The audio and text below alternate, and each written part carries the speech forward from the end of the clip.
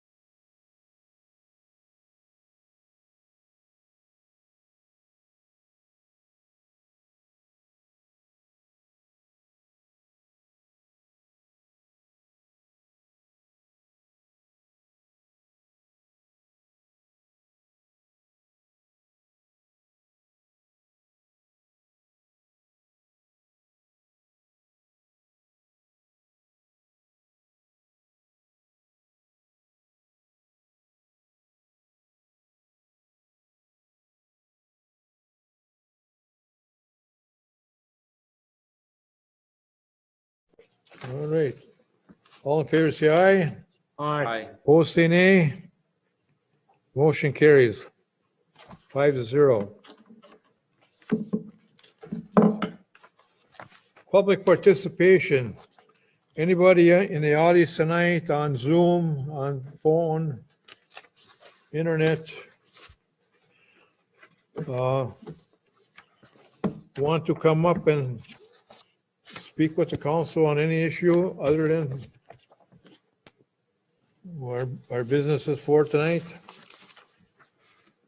Mr. Mayor, Yes, Council, Mr. Skirbeck. I just want to make a quick comment. This issue came up at our last campground board meeting. I talked with Wendy, who was going to talk to Sam about this, but not sure how many people are aware of kind of what is going on with the overflow parking at the campground right now. Currently, there is a lot of construction, pipe, equipment, things like that. And we are coming up very fast on the two largest events in Gilbert, 4th of July and the Crawl for the Cure. That parking lot is absolutely needed by campers to be able to have their tow trailers, their excess vehicles, to keep the roadways within the campground safe, able for emergency vehicles to get through. The campground gets extremely busy during that time. And the response that we got back from Sam to Wendy was that people could park near the ballpark, which is about 2.5 blocks away. I know personally, a lot of the campers that are at my campground would be livid at the suggestion of that. Those trailers and things like that cost a lot of money, and having them within very close proximity to campsites is important. So I'd like to see if the council or mayor would be able to address that so that gets rectified before the 4th of July. Thank you, Mr. Skirbeck. I agree that I think it would be possible if we made a better effort in moving some of that equipment to a corner of that area down there I don't think, I know they've done a very good job of plowing all the debris and making it bigger. And all the hills that were down there, they're all gone. So they've been very good down there, contractors of making a bigger parking area. But they do have, like you say, their piping and this and scattered around. I think we could have Sam ask them to do a better effort of, when is this at? What are the dates? All summer? Well, typically the busiest times are 4th of July week, which basically, 1st of July through the 5th or 6th. And then the Crawl for the Cure is the third weekend of July, usually starts on a Thursday and ends on Sunday.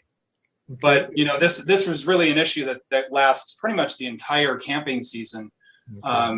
It's full, Wendy will tell you it's full pretty much all summer, and people come with extra vehicles and it gets extremely congested inside the park. First, I'm going to ask the council, do you agree with me that I think a better effort by authorizing Sam to contact the contractor to make a better effort to minimize their presence down there in that area so we can have more space for the campground folks? Councilor Pulis.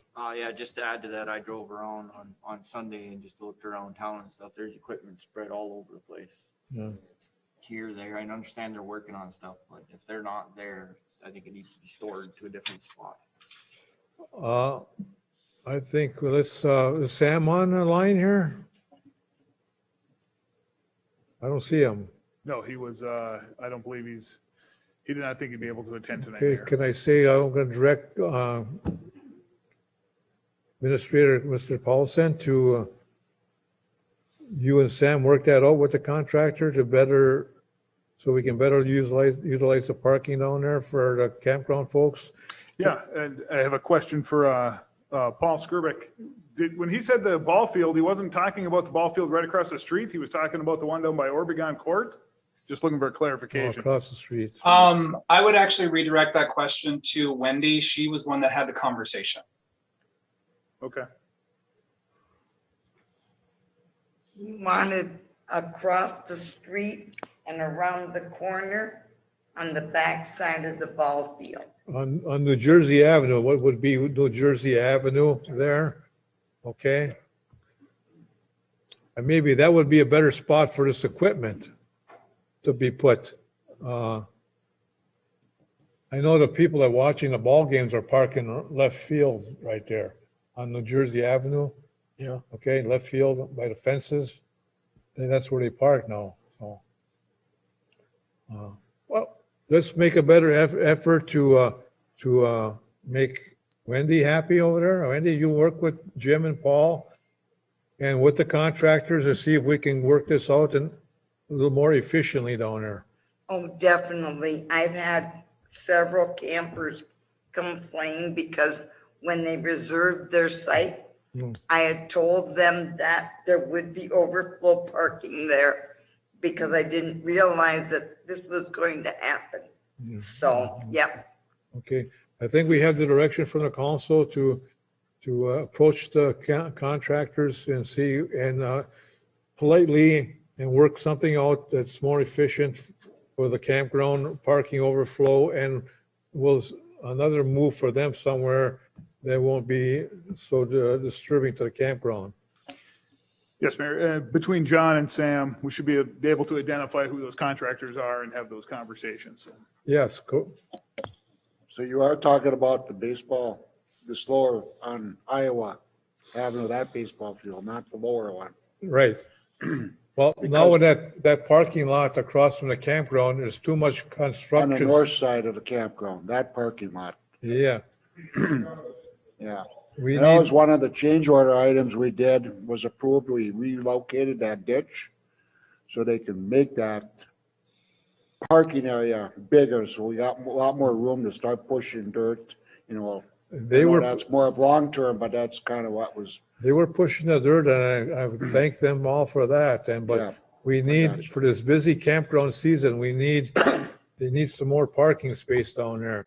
Okay. So if we got another spot that we could locate them at. Yeah. Okay? Okay. Let's work on it. All right, everybody okay with that? Paul? Got the direction from the council, we got the okay to work on that, all right? Yes. Okay, Thank you. yeah. Anybody else in attendance on Zoom, on the phone?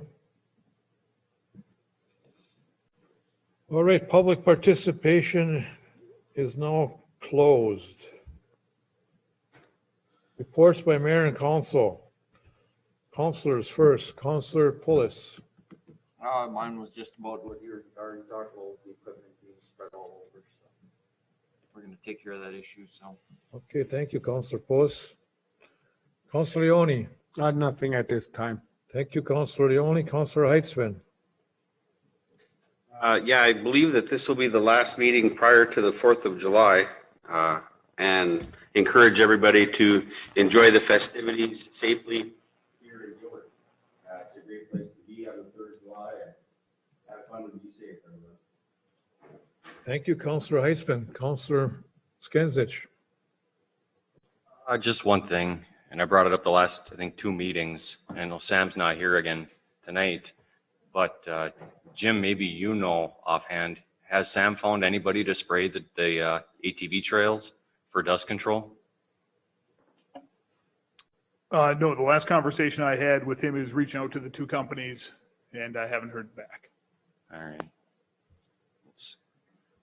I don't know. He was looking, I know, just to try and get this lower one done. And we're coming up on prime time for campground use. And I know the dust gets bad down there with the ATV use, so. Appreciate it. Thanks, Jim. That's all. Thank you, Councilor Skinsich, and I agree wholeheartedly that we in front of the campground, and we have that those folks down at by the ball field that live down there, that the ATV trail goes right behind their homes. Those areas need to be dust controlled and watched continually.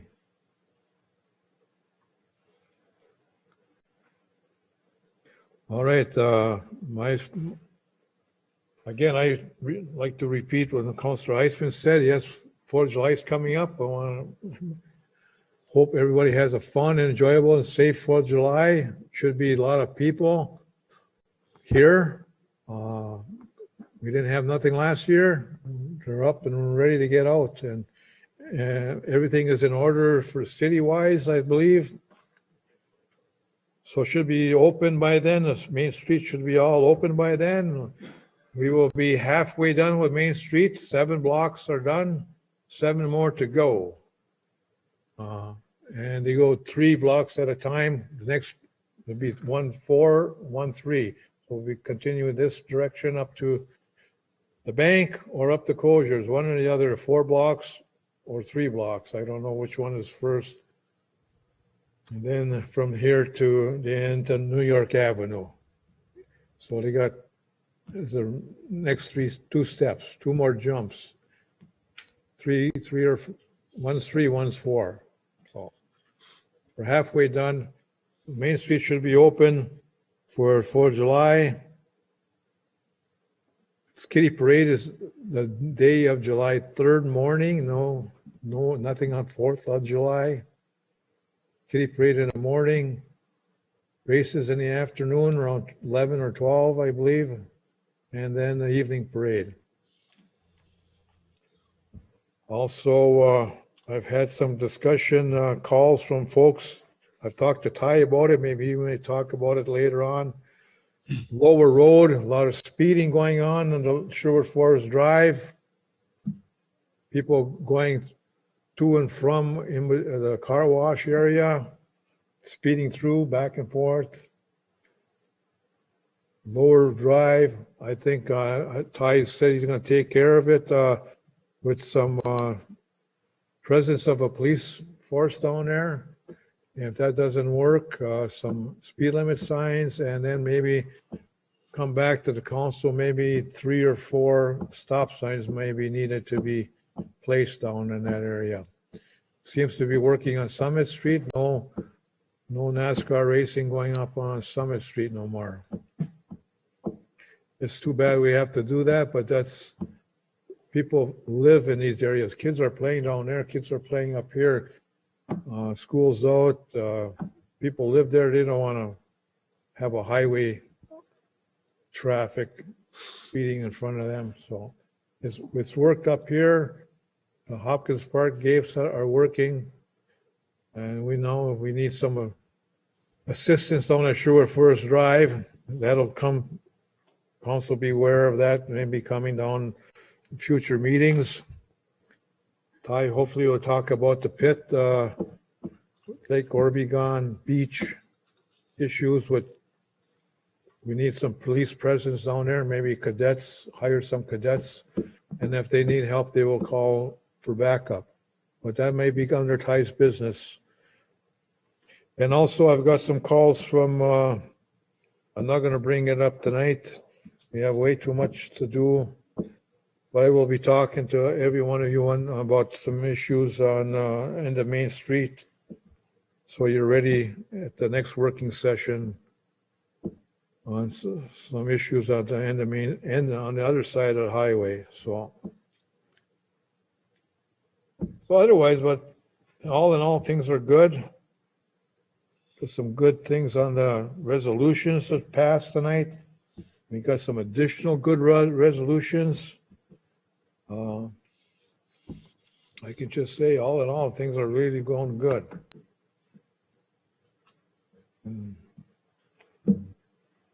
Had a good meeting beforehand here. That was a good meeting. So I really could say, if all in all, things are really looking up in Gilbert. More will be revealed later. So,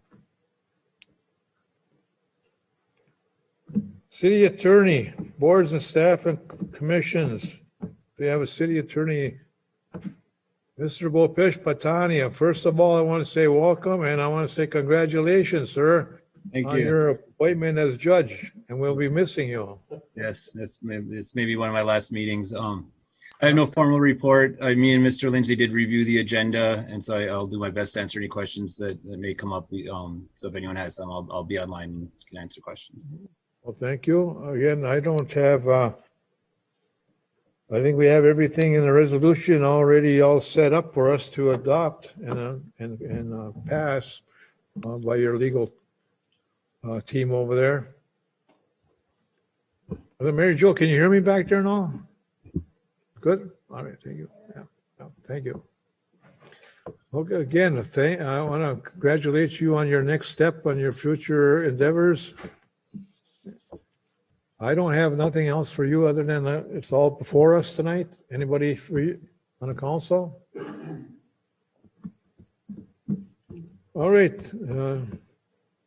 Maybe you want to just stick around. Maybe something might come up that we need some legal advice on. All right. I'll be here. Yep. I'll stick around. Thank you. City engineer John Jamnik. Okay, update on the Mesabi bituminous project, the phase 2 project.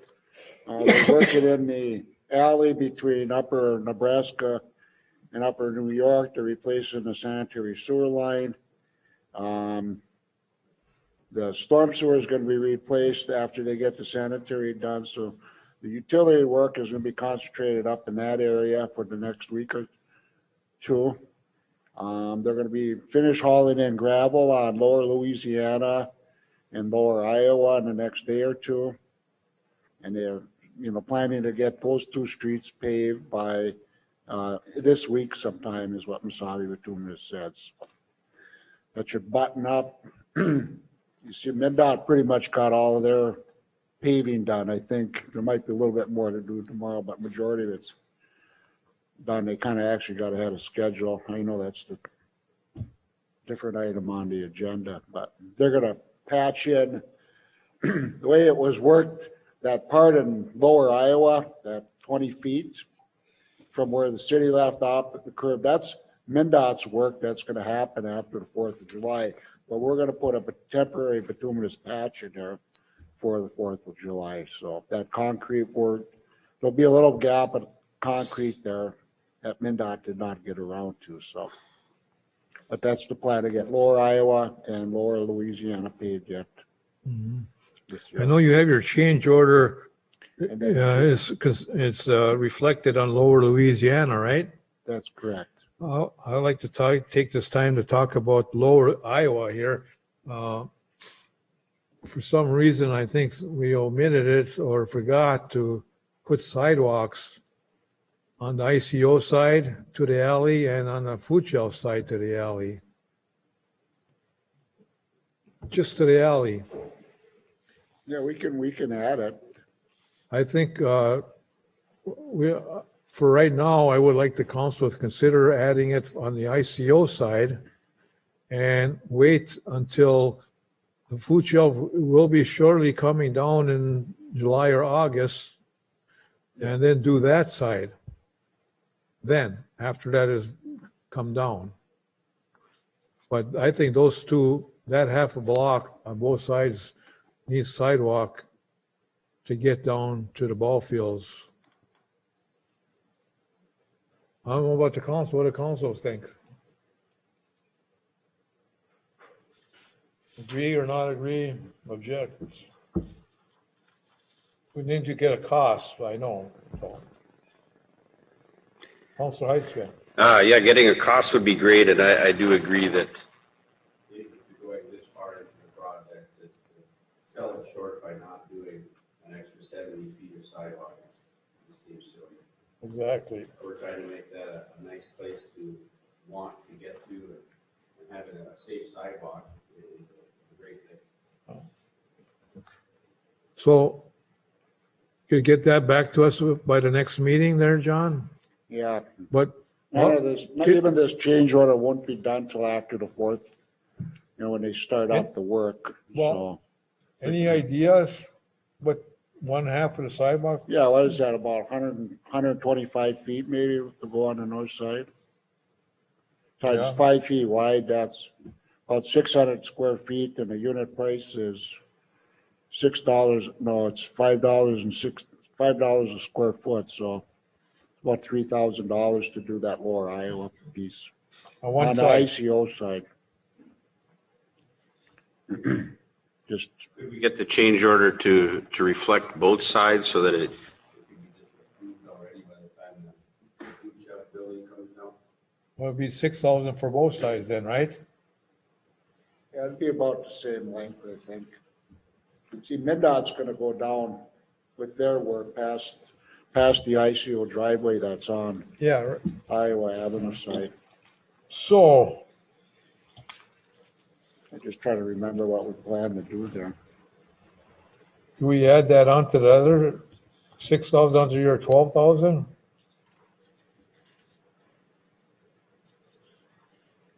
John? Yeah, we can do that.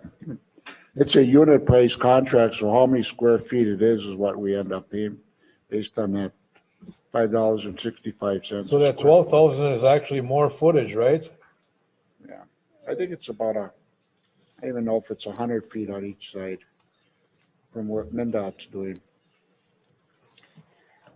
There was no sidewalk there before, I understand. We did take the tree out. Does anybody know offhand, is that double sidewalk going down there right now, or is that just single? On Down here, down Iowa, the ice or the food shelf side, either side. I can't, there wasn't any on Yeah. the northern side. There wasn't any on the food shelf side, no sidewalk. There was not one there yet. Should be one. okay. When that new business comes there. There's no sidewalk there currently. No. On the food shelf side, Oh, we gotta get over. yeah. How many times? There, I think there was one on there was one about halfway down on the ICO side. Yeah, I guess maybe, now that you think about it, that sidewalk would only lead to the city garage anyway, and maybe using the north side sidewalk would be enough. We have a potential business that might be located there. It might be behoove them to have one sidewalk there for their business. Sidewalk in there then. Yeah. And that's in the plans. Double sidewalk then, or just a No, single? just a single for both sides, a 5-foot sidewalk. That's what we've been eliminating the double and going to the single one. So I think it's, we could still add 6,000 onto the 12 and make it an $18,000 change order. How's that, Don? That would be correct, yeah. Okay, that's what council needs to consider, instead of a 12, a $18,000 change order. Because we're not gonna be back till, July what, 9th? 13th? Yeah, that's way too far away. They can start on the 5th here, you know what I mean? I'll make a motion to, I guess, change this. Are we just gonna correct the amount up to Well, 18,000? let them talk about the Louisiana, there's 12 on Louisiana and 6 over here on Iowa for the sidewalks. Well, and it's a price per Square foot anyway, so we're approving, we're telling them we want this area sidewalk, however many square that happens to be. Okay. That's what we're after. Yeah. Yeah. I'll second it. Okay, we had a motion by Councillor Skansich, supported by Councillor Leone to approve the change order for additional sidewalks on Iowa on both sides and the Louisiana Avenue change order sidewalks from not 12, but $18,000. And the lateral sidewalks on Main Street down here should be coming out of the city sidewalk program. Okay, that Sam should find you and Sam can find a contractor to do that. Those laterals coming out from the homes to the, Oh, the catwalks, yeah. yeah, out of the city budget, okay? Sidewalk program, all right? Yeah, yeah. Councilor Heitzman. I have a question for John regarding the way the sidewalks On Lower Louisiana are going to terminate. The one on the south side of Louisiana just kind of stops in the middle of someone's yard. I think it's the same on the north side, and it just ends. It just ends. So are you gonna? Yeah, the Iowa, on the north side, we're gonna extend it all the way down towards and exit it out on the street on Lower Louisiana on the north side. Okay, good. Because we put a curb cut so we could get an ADA ramp to work in there. Right, yeah. We looked at it, how steep it wasn't gonna work. We can shorten it up and come directly out to Louisiana, but going down to the corner like we can on the north side. And we wouldn't have made the ADA grades to do that. That's why we didn't think it was gonna work that way. But you do have something in mind that. Yeah, you could see the curb cut where we leveled, yeah, haven't been down yeah, there. okay. But yeah, we've made provisions to put a handicap access and extend the sidewalk on the north side, almost to where the hydrant is down there. Yeah, I think Councilor Heiss was talking about the south side. It ends by the driveway and that's it. Yeah. On the south side. It comes down to the driveway and doesn't go across the driveway and what we can do is we can bring one of those catwalks out and bring it up to the street. Going all the way down, it gets so steep around that corner by Lower Louisiana, wasn't gonna work with an ADA ramp. That's why we didn't think it was gonna fit very well in there. Too So steep. there's something in mind for a plan to terminate that rather than just. it just ends in a, It's silly, it's like you're walking along and all of a sudden you come to the edge of the sidewalk and there's nowhere to go. well, it goes into the driveway. Okay, I haven't seen that. Yeah. It doesn't yet, I think. It goes south side right into the property owner's We driveway. got on the change order, we got adding additional sidewalk on the south side, but it's not going as far down to Sherwood Forest Drive because that grade got too steep. We're gonna, It's going into the drive, but it's going into the driveway. I think that's where it ends now, Yeah. yeah. That was a No, new it doesn't. driveway we put in too, I think. It ends before That that. was No, poured in it's already, I think. it's one property higher up than that, but you're gonna bring it down into the driveway now. Okay, great. All right, I think it's where the Churchill house what used to be, ends right there. And it'll come by into the next property owner and end in the driveway, right, John? I think so. Well, make it, if it's not, Double check that too. I know what you're referring to. okay, you know what I'm referring to. Any more discussion? Clerks, you got that all down, $18,000 with all them things, sir? I have that all down. I just, before you take about one point of clarification, on the Iowa sidewalk, we're okay to do the ICO side first, but we're gonna hold off. We're approving the work, but we're gonna hold off on the south side until that demolition is complete. That's correct? Yeah, That's what I understood? Thank you. and that tree comes out of there, it's right in the sidewalk. Yeah, right. All right. All in favor, say aye. Aye. Opposed, say nay. Motion carries. Anything else, John? No, except for other items on the agenda. All right, thank you.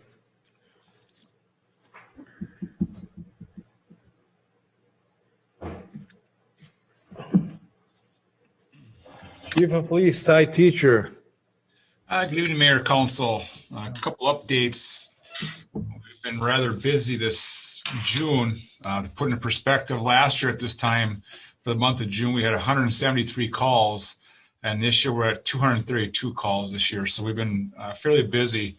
And also, perspective is in 2020, we had a total of 164 arrests for the entire year. And as of June, I believe 15th, we were already at about 100, and I think it was 143 arrests. So we're going to probably double our total arrests from what we had total from last year. So it's been busy with a lot of disorderly conducts, thefts, burglaries. Like you said, Mayor, we're getting a lot of driving complaints. We've been trying to concentrate a lot of our resources over in by Wabick, where the 135 detours on First Street North. So we spend a little more time working traffic.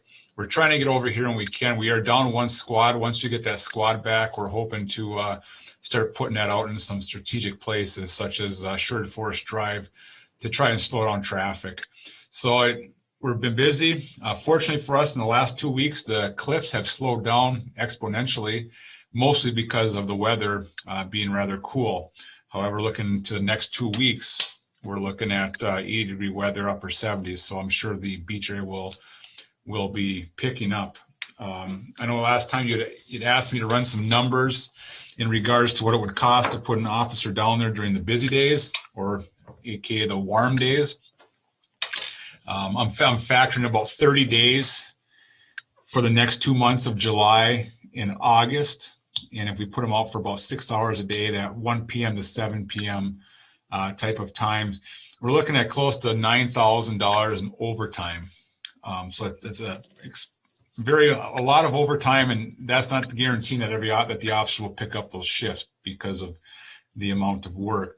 Another option we have is we could have somebody for $15 an hour provide the same amount of hours and coverage. If we have somebody down there to deal with it and then call us down to help write citations, that would cost right around $2,700 to $3,000. So that's another option.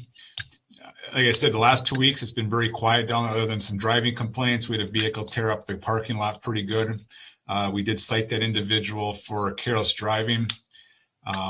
So we're making a presence down there, but like I said, in the warm days, it's not uncommon for us to spend anywhere from 1 to 4 hours.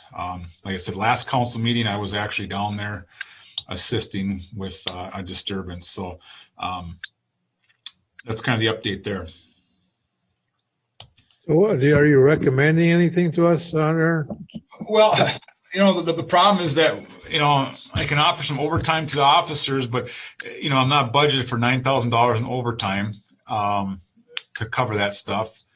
We have the option. We do have an intern, and she's usually helps out with a lot of odds and ends. I know she's willing to help out after the 4th of July because she's currently in school for law enforcement skills. But she's excellent at what she does, and she's willing to hang out there and deal with those issues in those hot days. So that's certainly an option too. So on that, like I said, that one's substantially less expensive, about $3,000. So can I absorb that? I'd like to think I can. Like I said, this year we're going to try something a little bit different with the barricades for the 3rd of July and the street dance. We normally have to pay 4 kids $15 an hour to work the barricades and stuff. We're going to try to do that a little bit different by utilizing only one, and then the rest of us just trying to set up the cars and pull the barricades and stuff like that. And then for the 2 days. So we would save a little bit there, but certainly not quite 3,000, probably $1,500 we're going to save. So there's a little bit of money there, I think, of leeway. So like I said, I think the $9,000 expenditure is pretty hefty, and there's no guarantee that the officer are going to sign up for it because we are still down 1 officer on administrative leave. So the best option would be to, if we paid our, she was an intern, she's no longer an intern, but she's been doing some side jobs for us. If we did something like that, I think she would do good. The biggest thing is just trying to keep people out of that Cliffs area. I do know I spoke with the city crew. I know that they had taken out, after that 90-degree weekend, that Friday, Saturday, Sunday, that Monday morning, they filled 2 300-gallon dumpsters full of garbage between the Cliffs and the beach area. Lots of food, KFC, a lot of fast food items and stuff were just spread throughout there. So it was a rather big mess for them to haul out almost 2 300-gallon containers of garbage. So, but again, that weekend it was 90 degrees the entire weekend. So, Well, what I'm hearing from you, Ty, is asking that council to, and I'm agreed to this, approving option 2 to help you with the situation down there. And that would go to option 2 to what, to how far down the road here, months? It'd get us through Labor the Day? 2 months. It gets into Labor Day. We're up to Labor Day. Yeah, absolutely. Yeah. It would get us wrapped there. And the thing is, you have to be flexible because you really can't form a schedule. I think that our intern would do a good job, just because if it rains, we're not going to put somebody down there. If it's cold, we're not going to put somebody down there. So it would be kind of those last minute deals, like, okay, the weather's nice, we're having problems, call, go down there and start dealing with stuff. So You think just being alone versus with somebody else is okay? yeah, oh, absolutely. They'll be provide a radio, and obviously we're going to tell them not to get confrontational. If there's an issue, call us and we will come down and respond and deal with it. I think the advantage with it is it's going to cause consistency. People are going to know if somebody's down there all the time, and it's hopefully we can provide that illusion that if you go down there, you're going to get cited. We had a couple more thefts down there in the last couple of weeks, and just some general or I should say juvenile trouble issues. And a lot of it's, and honestly, 80% of the people we're dealing with aren't even from town. They're from out of the area. So There'll be a presence there for sure, and then that might deter a lot of stuff. yep, I think it'll deter animals. It'll prevent garbage. People pick up their garbage, hopefully. I know that the city crew had spent, I believe, that Monday morning, I think it was an hour and a half or 2 hours down at the beach cleaning up between there and the Cliffs, all the garbage. So I would hopefully recommend the council to approve option 2, authorize him to implement option 2 to better protect the folks at the beach. Most right, Sven. And by option 2, that means your intern side, is that? yeah, just because she's familiar with all of our law enforcement systems, she can actually do reports. She can do a lot of the stuff that if we were to try to hire somebody outside, or if we were to open it up, it'd be, by the time we got the process done and trained, we'd be in July already. And we're kind of just, it wouldn't be worth it then. This way she's got the option to be able to really deal with it. And she, like I said, she's got all the abilities to run the equipment that we have and reports and stuff like that. So. So then my question to follow up that is, have you had this conversation with her? Is she willing and ready to be that flexible, literally based on the weather? Yeah, we had that conversation, and absolutely, she's eager to learn. Like I said, it's a good experience too of dealing with people, especially in probably some not so good lights. So it's actually very good for her to be able to have these kind of contacts with people and dealing with them professionally and de-escalating things. So I think it'll be great all around, and she's willing to be very flexible. Because same thing for her is that she's done with skills right after, I think it's July 6th or 7th. So nobody's really hiring middle of the summer for a month or two, and it'd be perfect for us because we're only going to utilize her into the end of August. Again, depending on weather, if it rains all August, there's no need, so we'll have some savings, but I don't think we'll exceed $3,000. And like I said, option one with the overtime at the officers, as nice as that would be, I just can't justify spending that kind of money. Have it go to Labor Day then, right? After Labor Day. Wrap until usually once school starts, our problems dissipate rather quickly. Up to where school starts, yeah, okay. City Clerk. Mayor, I think that's a real good program that Ty has laid out there, and because of where it's at with the cliffs and the beach area, I think we're justified by taking those funds out of the campground budget. Yeah, right. It's okay with me too, yeah. It has to come out of there, and a campground budget, so we got. All right, I think we go to option two. Any more discussion on that? Allow chief teacher to go to option two to best protect the beach and the campground during the summer with this intern. We'll get the approval of the city council up until when school starts. I'll move. I'll second. Motion by Councilor Pulis, supported by Councilor Ioni. Any further discussion? All in favor, say aye.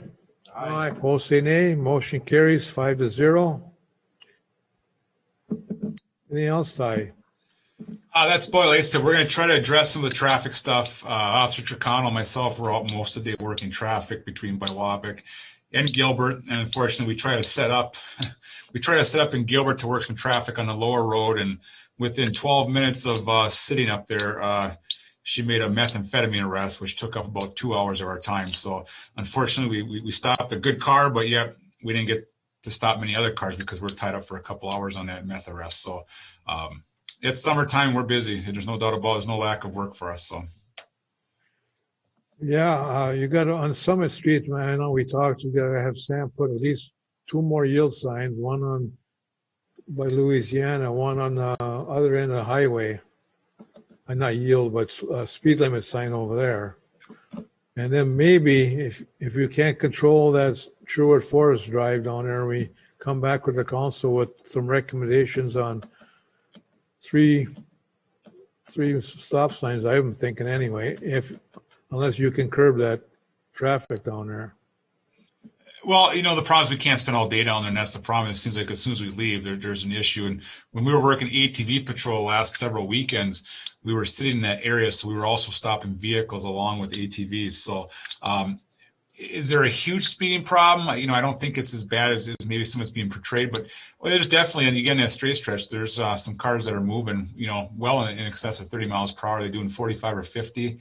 There might be that occasional one, but there's no doubt there's probably a little bit of speeding there. It's just how much time we can dedicate down there is another thing, especially with our construction spots. So we'll do our best. So. Okay. Well, question I would have: how is our digital speed limit sign coming along? So as soon as the roads and stuff are getting done, then we'll put the 2 in that were approved. We didn't put them in for now just because with the construction and detours, as soon as I buy them, the problem is that then the warranty starts. And I hate to burn up that warranty when they're not going to be utilized until everything's hooked up. So once they get everything in there, then we'll have them up and they'll be up and functional. So. Okay. I'll be ready for winter then, right? So. Before winter, I would suspect. Okay. Anybody else have anything for Ty? Council? Anything else for you, Ty? Not at this time. Okay. All right. Thank you. Thank you, Mayor. Now, where did Jim go now?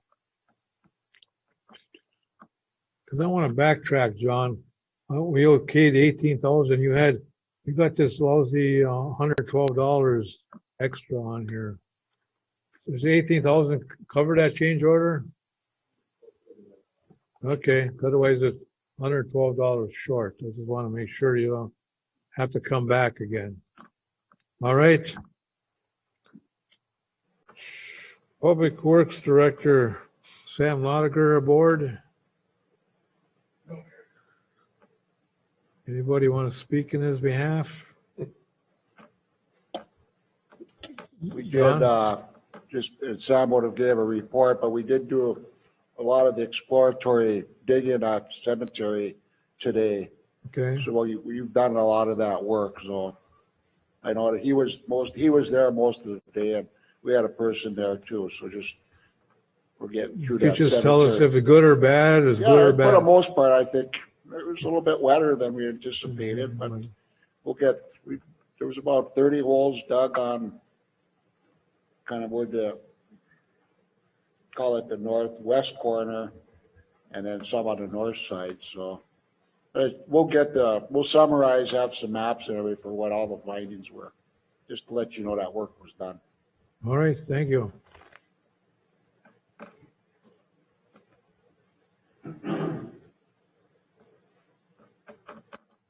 Library Director Sue DeBoss. Hello, Mayor and Council. Let's see. I can tell you that our summer reading program is going better than I expected, and we're having a lot of fun with that with the kids. Everyone is appreciative to have the library open and working on the computers and all that. My one announcement would be that Friday, July 2nd, and Monday, the 5th, we'll close the library. It's going to be a 4-day weekend for us. I'm running away. And Running away, okay. yes, I'm running away. And my other one is about the road. We've been turning and hashing this all over. And so I'd like a little feedback, not right this minute, but think about it. I'm toying with the idea of having people, as you know, come down the road, park in the parking lot, and come in.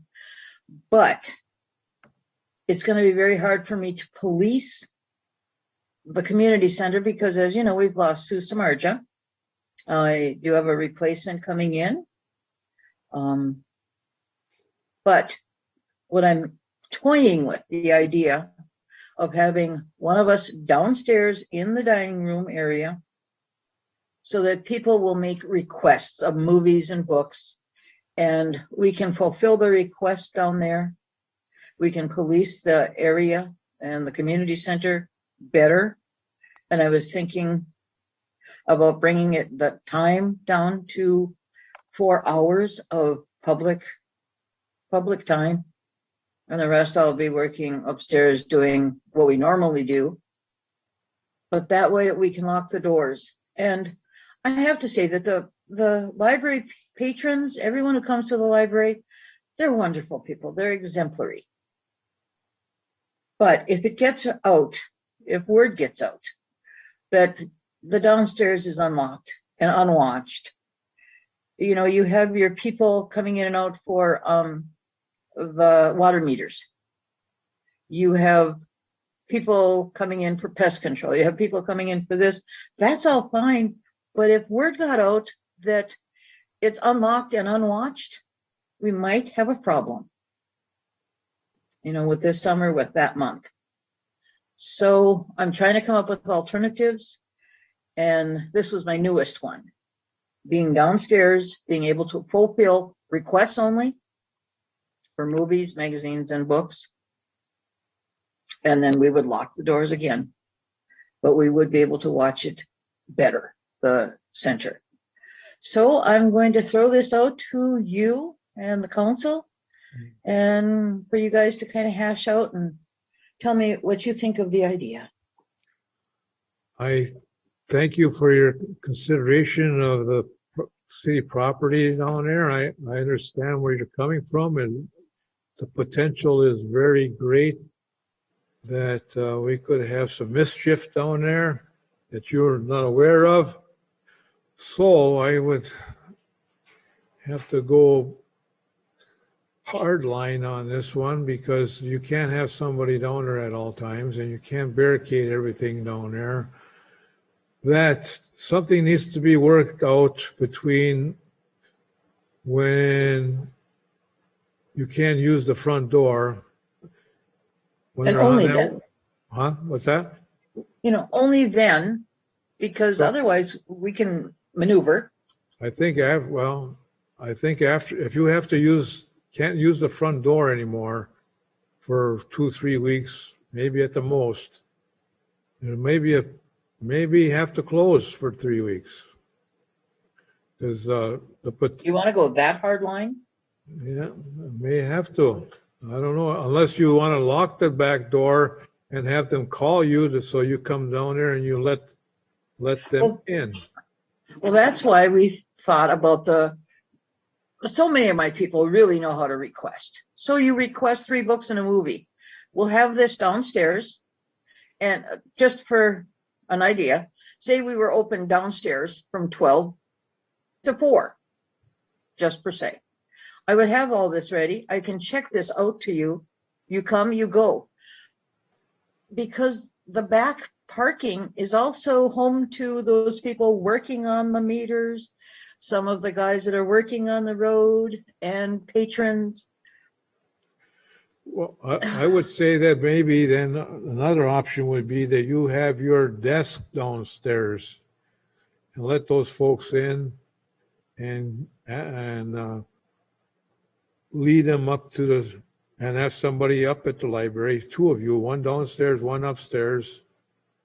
Do you think Yeah. it's necessary to go up and down when I can have the request ready? No, one downstairs and one up. Well, if you want to do it, fine, that's fine. But I'm just saying, if you're going to lead them upstairs, one person should be at all times downstairs and one person Yes. upstairs at all times. And that's why I thought, okay, we just for the time when we cannot come in the front door and be watchful of the entire place. Yeah. If we limit the time, just like we did with curb service, Yes. there was a certain amount of time, you came, you picked up your stuff and you went. I was thinking about doing this kind of a reverse curbside where you could come in downstairs. I can take care of you and you can go. As long as you don't let anybody, I'm not going to say, there's I know. walk wherever, you know what I mean? They could walk in the old Legion room downstairs. They could walk into the Nope. community center upstairs. As long as you know where they're headed, okay? We can close the door to the kitchen. We can lock the door to the auditorium, going up those stairs. And I can put a table in front of the dining area. And that's where you'll pick up your stuff, right there. Okay. Well, I So think they you won't go understand. walking. I think you understand, and I understand what you can do there. Mhm. If you have 2, one upstairs, one downstairs, and then make sure they don't take 1 hour to get from downstairs to upstairs. Yes, Okay? yes. All right. Anything else? No. Except that I'm toying with the idea of buying a basketball hoop because I'm noticing that we have some teenagers down there playing basketball. And I'm just gonna have to think about I'll ask Sam, what kind is the best basketball hoop to put up? In the parking lot? Yeah, Yeah. Okay. if I got kids out there, then I can certainly grab a hoop. Okay. Sounds good. So I think it's all okay. I think we got it all figured out, right? Hope so. We'll get by. It's only going to be at the most 3 weeks, so 3 weeks on that one side. So, anybody else? Any questions for Sue? Anything else, Sue? No, sir, nothing. All right, thank you. Okay. Campground Director Wendy Flanagan. Hi, everybody. Actually, we had an awesome weekend last weekend. It was almost entirely full and everybody was well behaved. And this weekend, we are full again. And actually, every weekend, I have no openings. So it's filling up during the week. And I think it's going to be a packed summer. Sounds good. Mhm. Sounds wonderful, yeah. I had the guys come in that are going to do the roof on the bathrooms, and they weren't able to start today as they thought. They're still in Duluth, so hopefully tomorrow. And they did assure me that they would rope off 3 sides so that there's still an entrance into the bathrooms for the campers. So that won't hold anybody up. So otherwise, everything else is going good. Very good. That's good to hear. Thank you. And hopefully that parking situation will be eliminated and better. That would be wonderful. Sounds really terrific. Anybody on the council, anything else to ask, Councilor Polis? Wendy, when I was there Sunday and had to take care of that issue with something totally different, the place looked good, and there's still a lot of people there even though it's raining, so. There is, yeah. Look, you're doing a good job. Thank you.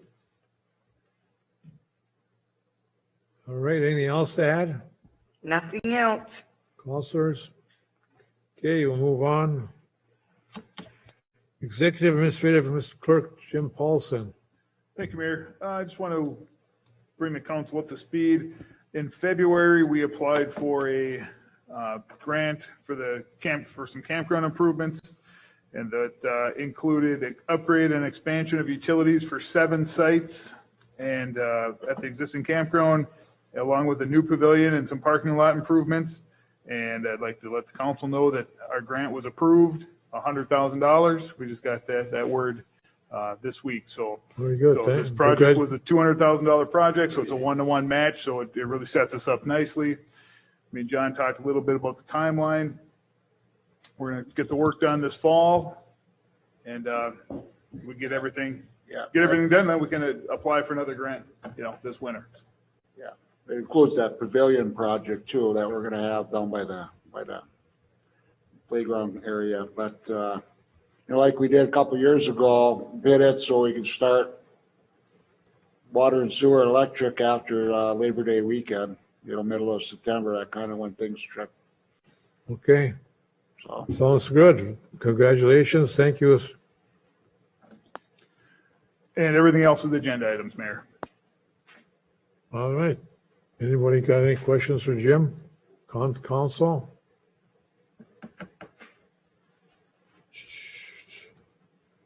Wastewater treatment plant update. Who wants to wish to? Jim? I'll start with that, Mayor. In your packets, there's a memo from Stantec around the fawn, and they give a project update. The pressing issue there that I wanted to bring up is number 3. Stantec has developed a list of issues and is working to obtain cost estimates from the contractor to resolve. They've been working on that. More recently, the operators have experienced struggles with sludge disposal, removal of grit and organics, removal of material that settles on the bottom of the equalization tank. And those are all engineering issues. And you can see Stantec's response. We brought this up to them. Stantec takes these issues seriously. To develop and prioritize solutions, Stantec will be assigning additional technical resources to the project, and we'll inform the city when we know the date. Well, Ron and the additional Stantec engineer are coming up on Friday to meet with staff about their concerns and to start formulating their plan. They have placed a high priority on the visit. I did ask Ron in a call if the city was going to have to wait until they figure out all the ills of the plant and then give us one big proposal, or if he's going to go on the win method of what's important now so we can prioritize so we don't have problems. We can take care of the problems we need to take care of as they come down the pike, and they've assured me they're going to prioritize, so we're going to have continual fixes. I also talked to Mark Rolfs, that's Ron's boss there at Stantec. He has assured me Stantec is standing by this project, and they will work very diligently to make sure we get the wastewater treatment plant that we are supposed to get. That's Stantec's side. The Avivo side, we did send a letter to Avivo expressing our expectations of the next step with their part of the process. And Joe from Avivo got back to me that they received our letter and they are formulating their response, and they will let us know what their response is. We have not received that yet. But, so that's kind of the update I wanted to share with the council on the wastewater treatment plant. I will say that it's encouraging, the response.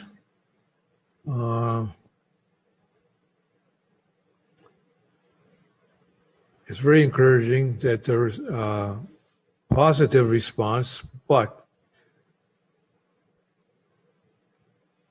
what comes, what they're going to come back with for fix is the question.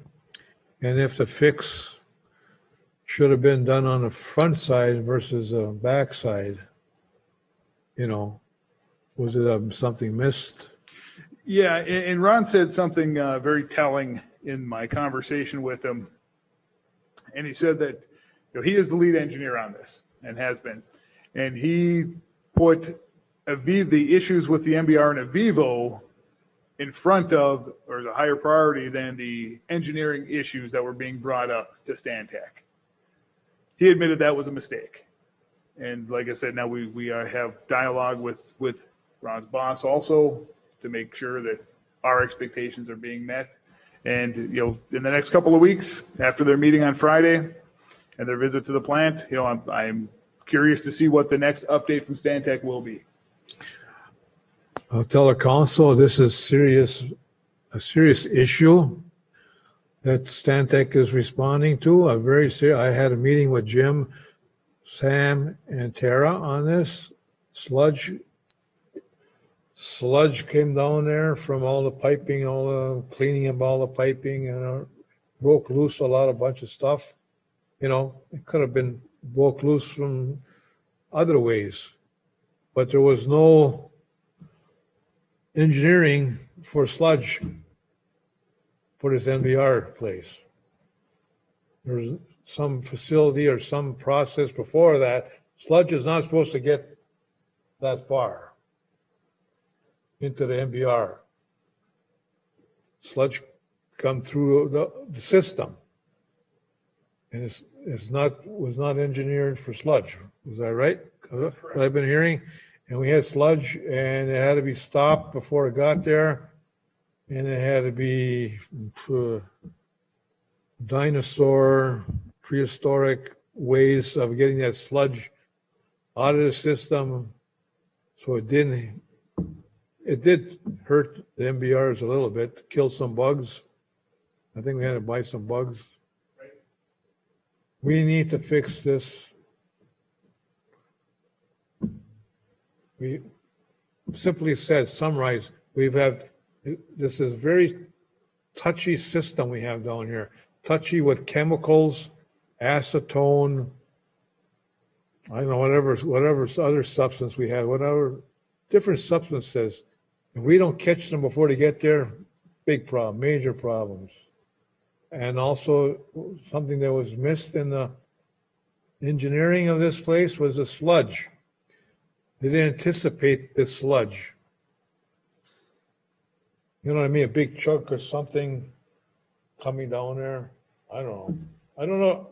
I'm just hearing from the folks that work down there. Yeah, it could be something else. As the mayor said, a big chunk of restaurant grease, for example, that clung onto one of the sewer lines.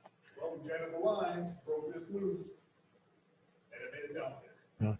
We're jetting sewer lines on Main Street and then relining them. So, but even if we weren't doing the Main Street or jetting lines, it wasn't thought of at any point in time.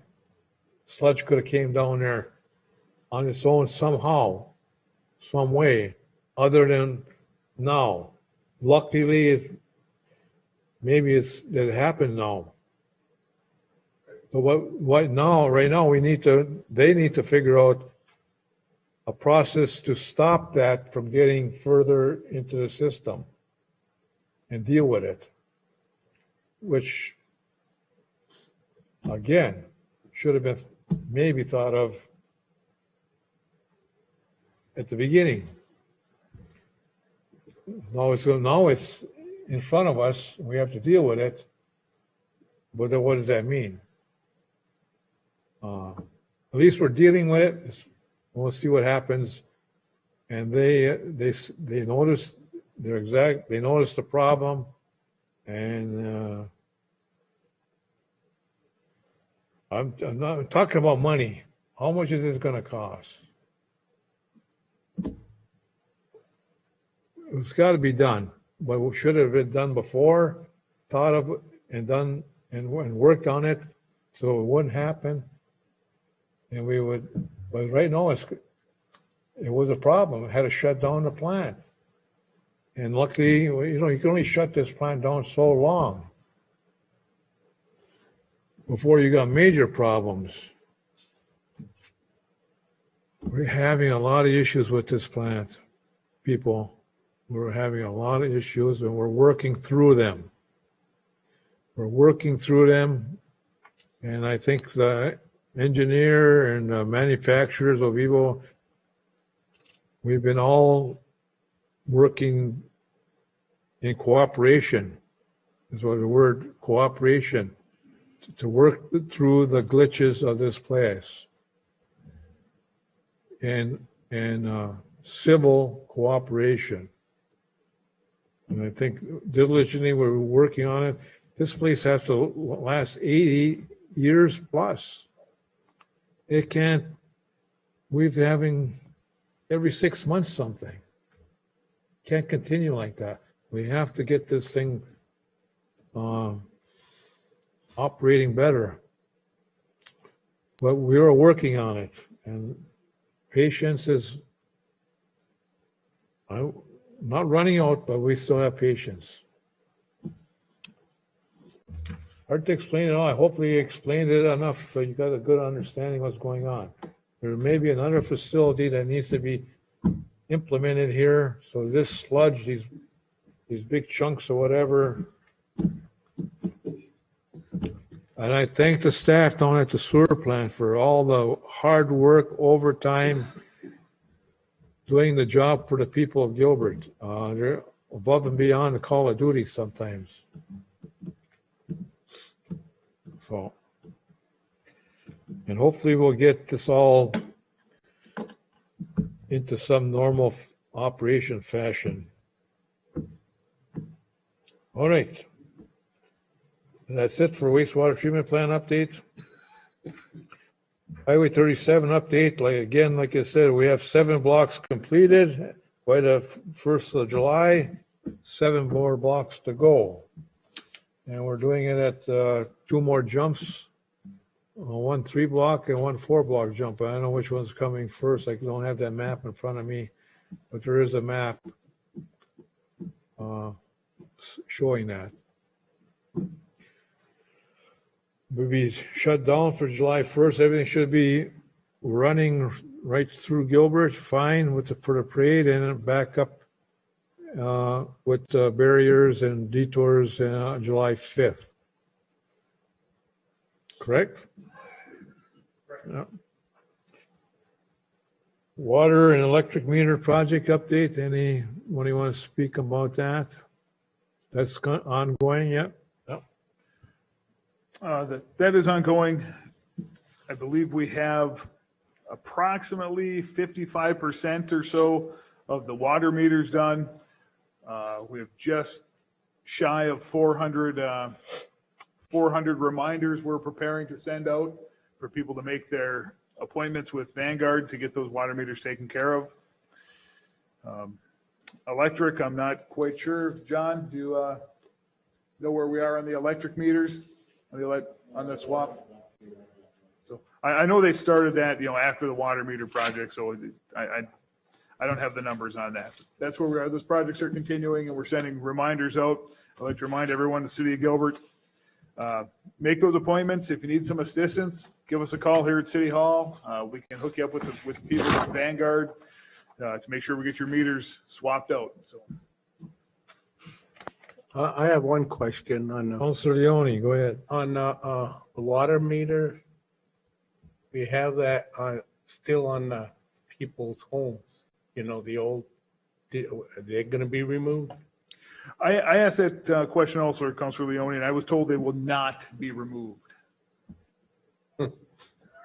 So, and that's where that conversation ended. I don't know what the plan is for that. Okay. They're disconnected, just there? Correct. Oh, Mayor Oberstar, if I could. Councilor Skinsich. When they hooked up mine, the outside meter that was on the side of my house, the installer came out and he goes, cut the wire and you can throw it away. Once they get the numbers off it, it's just garbage. But he said they're not removing them. I believe he So told we're me. saying this, we're telling the property owner to remove them? That's what he informed me to do, yeah. He said I could take mine off, so I took mine off as he was there installing the meter in my basement. Okay, hopefully they'll do that. Leo, come on up here. Water and Light Board Commissioner, I'll let him talk, yeah. Water and Light Board Commissioner. Oh. Okay. My meter installed today, and the young fellow was very professional.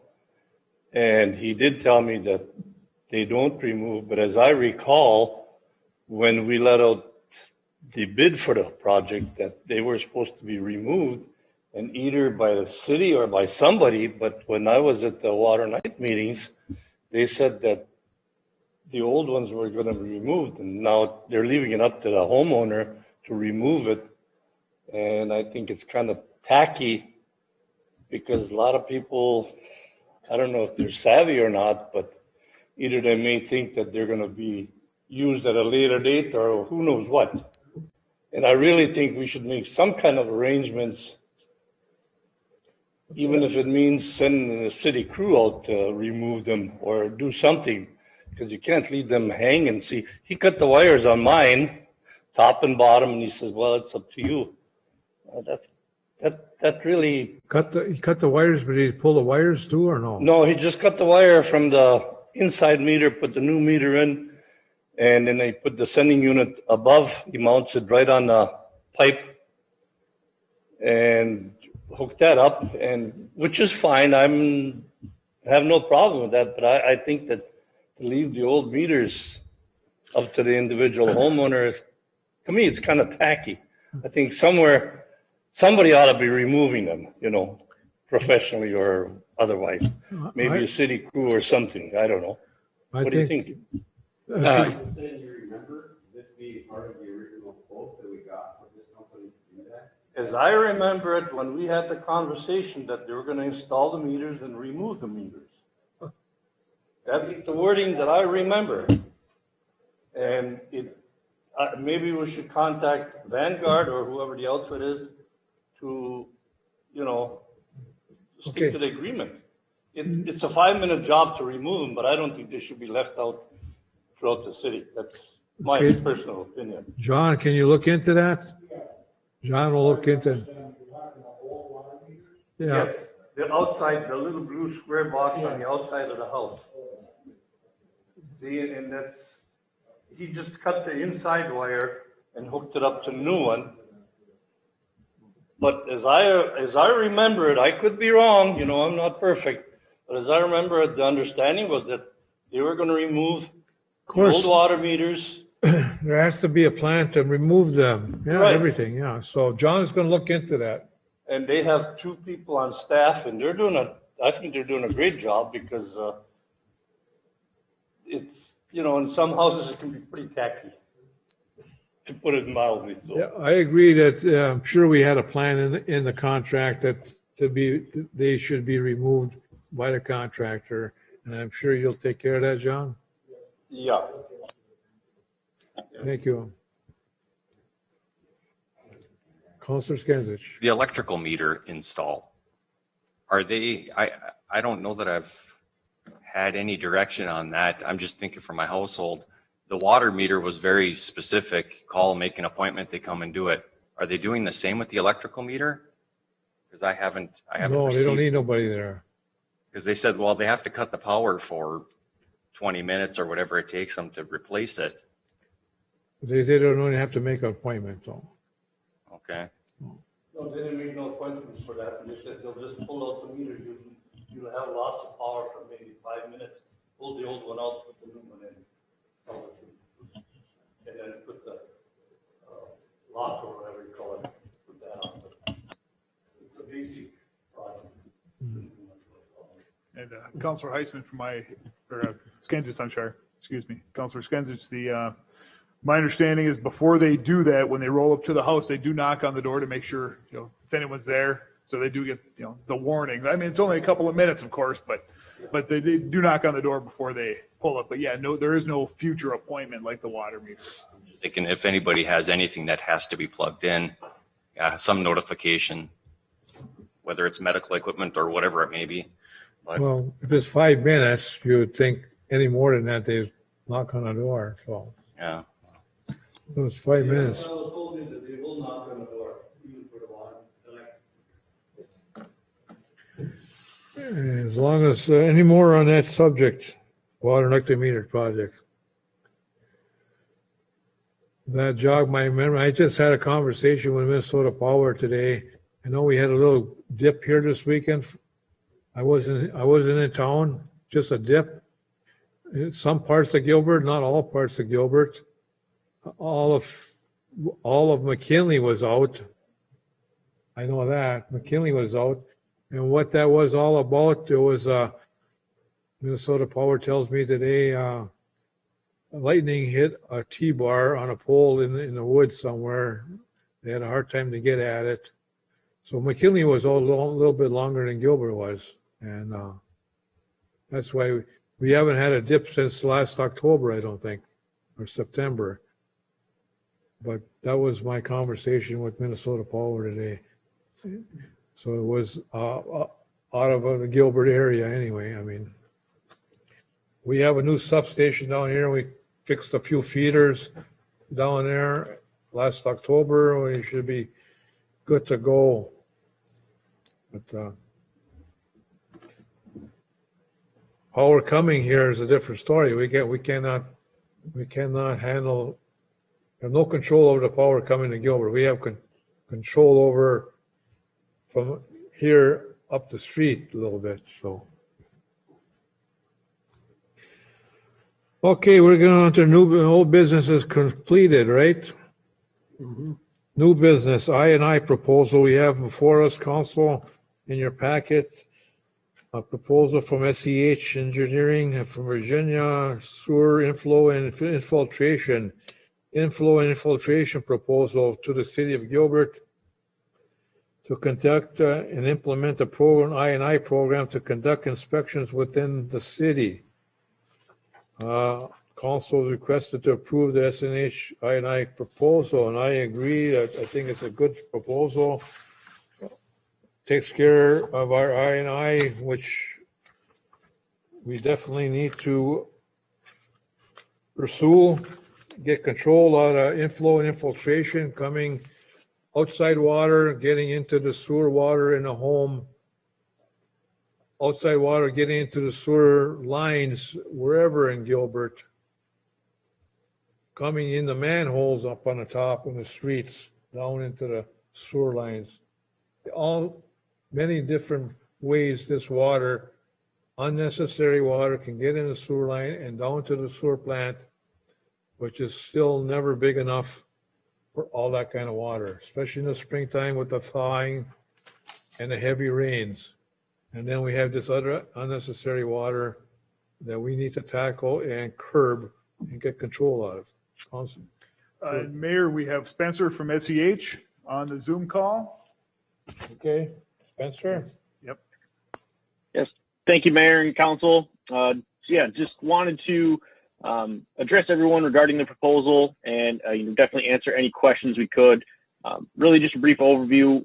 On the cuff, we're trying to design this project as a three-phase approach to address, primarily the water that's coming in on the private industry or infrastructure side, as well as, like Mr. Mayor, you said, the manholes coming in there on top. And then the third phase would be to address any excess water that's coming into the system from Vale Township and make sure that the city is correctly assigning, where those extra water would be coming from to, assess costs as necessary. So that's kind of, high level of what we target within this project. And, some of it can be completed right away. Some of it might have to be stretched out, but really want to make sure that we can proactively start removing that water and, make sure that what's going to the treatment plant is supposed to be and most efficiently use that nice facility that you have there as it is. Yes, the proposal to the city from SEH to do the I&I, get control of the I&I in Gilbert with the private property inspections, the public infrastructure manhole inspections, and the Vale Township contributing flow evaluation. Program total cost of $67,450, and I believe it's money well spent. Correct. And one clarification, Mr. Mayor, that dollar amount would likely stretch over more than just this fiscal year. The Vale Township flow evaluation would, to be most effectively conducted, would be recommended for next spring. So starting in either late February or March of 2022. So just depending on budget considerations, those dollars could be shifted to the next fiscal year if that's more feasibly, for you and the city's budget. That would be very, very good. And Mayor, the city engineer Jamnik, he has a I&I elimination plan that he came to council with in 2017, and we started implementing that plan. And John had a chance to review this. So, John? Thank you, Jim. Yeah, we've, the city was required to do an I&I elimination plan as required by the MPCA, when that was completed in 2018. Some of the items that have been implemented was of course, the construction of the equalization basin down at the wastewater treatment plant. The city had the point of sale ordinance. When you sell property in town, you have to have your sewer inspection. So that part was been implemented by the city.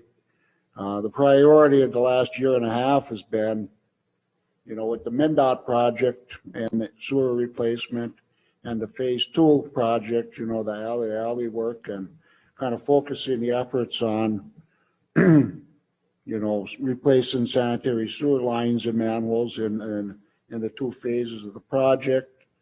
This summer, part of the plan included recommending doing more televising of the sewer system.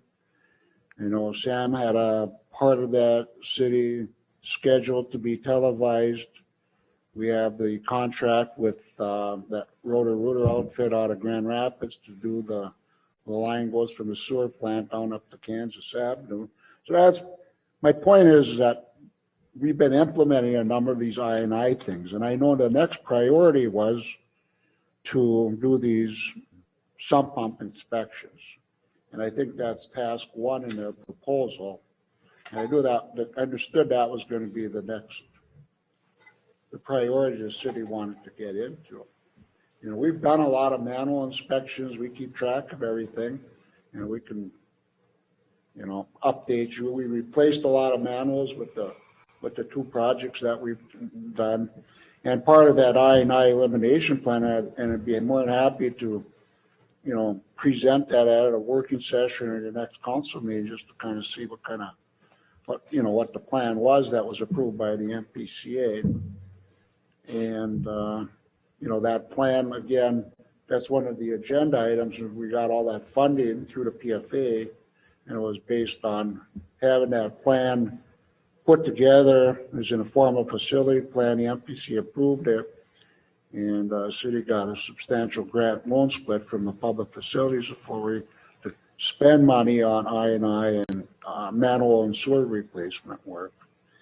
And the third part was, I'm not sure what the flow monitoring for Fail. You know, right now, all the flow that comes from Fail Township goes through one lift station. So, and we've got meters in that lift station. So that's how it's been metered over the years. I don't know how you're gonna monitor flow in Gilbert, because it goes through Fail, comes into Sparta location, and then it's combined with flow from Rock and Pines and Genoa area. So, I mean, if we want flow records, we've got that information from the Fail lift station. Now, if there's a question if it's accurate or not, maybe we have to get the lift station and the pumps recalibrated and updated just so we have good flow records from them. So I'm not sure what task 3, the intent of task 3 really is in terms of an I&I program. We didn't have that identified as a task to do. So what am I hearing here? Am I hearing from staff here to consider this for? Well, I think my recommendation was, I think task 1, the I&I, the sump pump inspection, something the city's been planning on doing. So I'd recommend you can go ahead with task 1, and maybe we could evaluate and look at really what we're trying to accomplish with task 2 and task 3 before, we authorize that work to be done. How does that work for Spencer to do a task 1 and wait for task 2 and 3 to be implemented? Or does all or none? That would not be a problem. All or none? Nope. I set it up, as the proposal, I wanted to make sure, and I put in there, it is designed to be kind of almost a la carte style where those tasks are independent of each other so that you can pick and choose as needed to best, meet the city's needs. I will say just a couple of items. Some of our intent behind having all 3 tasks there, especially with task 2, the manhole inspections. I know, Mr. Mayor, you mentioned some interest in making sure there was a focus on the public infrastructure at the same as the private infrastructure to make sure that, we're not, unduly focusing one way or the other. It sounds like there is some work already being done on the public, so certainly could be reevaluated the need for that. And then task 3, one of the main, focuses for that additional flow monitoring would be to provide the data to kind of hone in on those flows coming from Fail. To my understanding, with what the meters currently at the lift station, you'll get your daily flow, so you'll be able to see kind of your quantity over the day to know if there's a problem, but then it kind of stops there, whereas the additional metering would provide, okay, what is that problem? Is it potentially groundwater versus, private infrastructure versus public, direct inflow? You can start identifying it further to more quickly address that next step for final remediation. So definitely has some benefits, but from a preliminary standpoint, you do have the data you need to kind of identify who's the larger contributor, whether it's Fail, Sparta, City of Gilbert, anything like that. And so that certainly could be tabled as well. Okay, thank you for your presentation and John's. I would recommend to the council at this point in time to do task 1 and 2. 2 is not a big cost, and I don't think we need to do more manholes than what we've been doing. There's a lot of more manholes out there to do. So I think we do 1 and 2 right now, and then come back at another future time for number 3, where you can more explain to us what the benefit of number 3 would be for us. Okay, that's my absolutely recommendation would be do task 1 and 2 now, and then do number 3, review number 3 at another later date, where we can be shown the benefit or the way in which you would be doing that, because John doesn't seem to how that can be done when you're dipping Genoa and Sparta into this on its way over here. You follow me? So maybe more review and thought on that number 2 to tell us how that would work for us. Okay?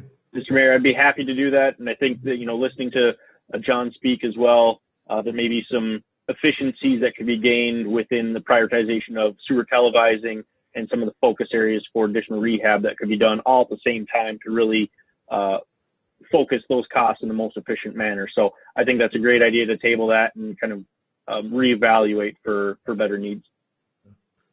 I would again recommend doing 1 and 2 and then table number 3 another day. Do you agree with me, Councilor, Clerk? Yes, Mayor, just wanted to share with the council that SEH came in the picture on the I&I program based on their results in some other Minnesota cities that I had learned of and gave them a call. And it's a good program. They know what they're doing with the I&I. We are not their first day at the rodeo with an I&I program. So should we do all 3 or just do 2 at this time and do them? No, I think the 1 and 2 and then reevaluate task 3 is the way to go. Yeah, that's what I would think would be. Councilor Skansich. So I guess I'll touch on that number 3 a little bit. If we ever thought that was an issue, seeing as we have flow meter there, I mean, we could do that on our own to see if we have some huge influx of material coming this way or flow coming this way on our own. At that point, maybe then we could look at something to more define what we're looking at, I guess. The manhole inspections, I know we have a lot of manholes here in town, John, but I mean, are there a lot that haven't been looked at that you know of? Yeah, there was a priority areas of, part of our plan also, the I&I elimination was continuing evaluation of the system. We didn't have all the information, and getting into some of these manholes, we had a list of, I want to say 100 manholes were priority to be looked at and investigated a little bit more. And when you're talking to Sam, well, thought maybe city forces could do it, but that's been the last year and a half. That isn't gonna work very well. So, I mean, we know, especially, I think this whole lower line that we're televising through the campground from the, the big 24-inch pipe there was a lot of old manholes on that one I don't think they've ever been inspected, so that would be, part of the televising program here, so. But, there's a lot of manholes, and I agree with, Mr. Mayor, it's, maybe a reasonable fee to inspect all of these manholes for that dollar amount. Okay. Thanks, John. I would support doing. Somebody want to make a motion? Motion by Councilor Skansich for? I'll make a motion to do task 1 and 2. With SEH? With SCH, I don't know what the total is offhand. I'll support. It would be 45,300 then, right? 45,250. What is it? 350, 45,250. 250. For 250, 45,250? Yep. And then to just table, I don't know if I have to include that in the Well, motion or it's not. no, we can leave it. We'll come back with number 3 at another date if we need, okay? All right, yeah, I'll just include 1 and 2 then. Motion by Councilor Skansich, supported by I support. Councilor Heitzman to implement and approve with SEH engineering, the task number 1 and 2 for our I&I inspections for a cost of $45,250, correct? Yeah. Any more discussion on that? When would that be started, Spencer? Yes, thank you, Mayor. Our intent would be to start that as soon as possible. We're going to utilize local inspector Chris Vreeland, which I believe several of you may be familiar with, and look to get those inspections as far as, boots on the ground August 1st. We will need a bit of a public notification campaign to get people scheduled for some of these, the approximately 15-minute inspections. And so that will be about the next month or so for the month of July to get those mailings and connect with the public with those inspections anticipated to start in the beginning of August. Very good. Councilor Skinsich. At any sort of completion date? Would it probably go into next year also? That is going to really be dictated by at this point, we'll treat it as kind of a voluntary, we're not going to, barge into anyone's homes. Of course, it's going to be send out mailers, and then those that schedule will typically, in our project experience, in the Twin Cities, we just completed up in Chisholm, just, down the road, very similar. We're going to get about 40 to 50% of the residents on that first wave. And then after that, it's going to be kind of, okay, how aggressive do we need to be to gain that next? Is it, we just spend out more notifications, or do we start initiating a monthly fine on their sewer utility program to start, kind of generating that a little more of a stick behind the enforcement of these inspections? And that's something we're going to propose is wait and see what we get before we use that stick method, but it's all kind of built into this cost, and that will ultimately generate or develop when this will be completed. But I would anticipate it will spill into 2022. Thank you. Another question, this 45,250, that's 100% completion of the inspections? That is correct. No matter the time, how long it takes is not in the play here. It's 100%, right? 10 years from now, I may, inflation may get the better of me, but it is intended to be 100% completion of the properties, as well as an assumed 25% reinspection for properties that are non-compliant, where we have to come back and inspect once repairs are made. So we have accounted for getting this project to completion, within, I didn't set a time frame on it, but if it can be completed with the next, 3-4 years, that dollar amount will not change. Very good. All cleared up. Any more discussion? All in favor, say aye. Aye. Opposed, say nay. Motion carries 5-0. All right, thank you, Spencer, and good luck.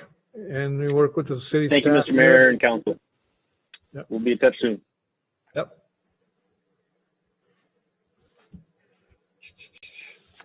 Outdoor liquor permits. I'll move. I'll support. Moved by Councilor Pulis, supported by Councilor Skinsich to approve the outdoor liquor permits for the Ore House, the Whistling Bird. And we all did a bunch last time, depending on a review by the city attorney and all the other paperwork that's required, right? That is correct, Mayor. I think we have 2 pieces we're waiting on yet. Would that be correct, Sandra? 2 pieces of information? Yes, that's correct, and they're in the works right now. They should be arriving very shortly. Very good. All right, all in favor, say aye. Aye. Opposed, say nay. Motion carries.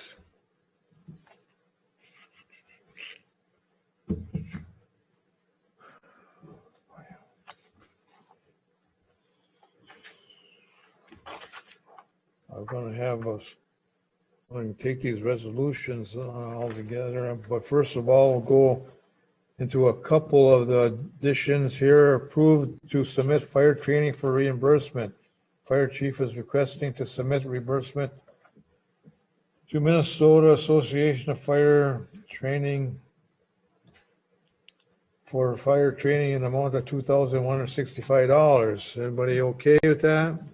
I'll move. Moved by Councilor Pulis, supported by Councilor Heitzman to approve this. Any more discussion? All in favor, say aye. Aye. Opposed, say nay. Motion carries 5-0. Okay, Masabi Glass, ADA, American Disabilities Act, door proposal. Jim, you want to talk on that? Yes, Mayor, thank you. Here at City Hall, we have one set of doors over here that have the handicap operators on them. Over the last, over the last amount of time, specifically about a month ago, we had a ambulatory, an individual had some ambulatory issues, try to get out the Broadway door there. Took a look, we gave him a hand and realized, why can't we have the handicap operators on this set of doors also? So kind of seemed like a no-brainer.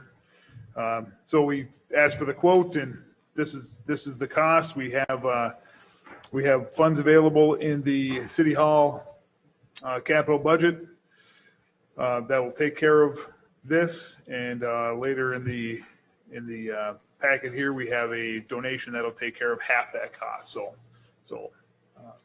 they kind of both came at the same time, the cost and the donation. So that's why they're kind of piecemeal together here. But I just think it's a no-brainer to put the handicap operators on the other set of doors. I'll move. I'll support. Moved by Councilor Pulis, supported by Councilor Heitzman to approve the Masabi Glass American Disability Act door proposal for 2000. No, where is this?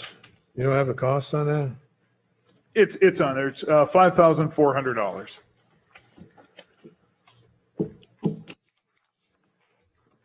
Yeah, $5,400, correct. Any more discussion?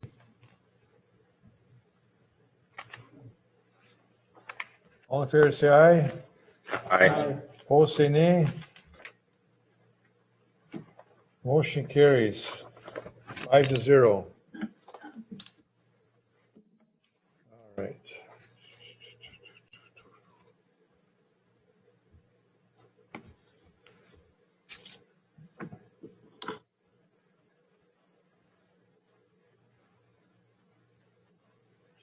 I'll go back into resolutions in order. Resolution number 2021-15.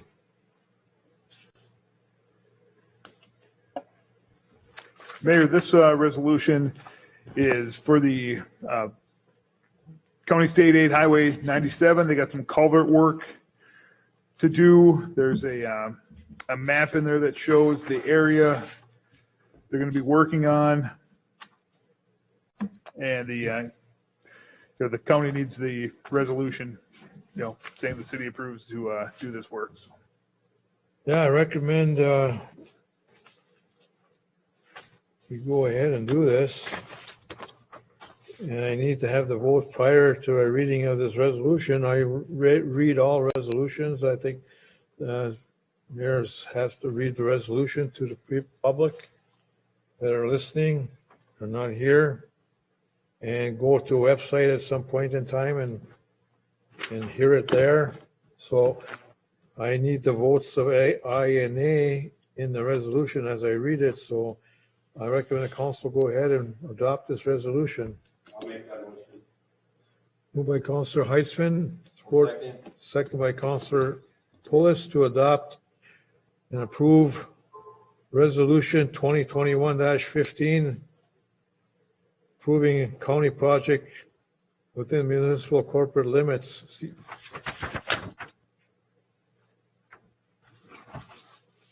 Any more discussion? All in favor, say aye. Aye. Opposed, say nay. Motion carries 5-0.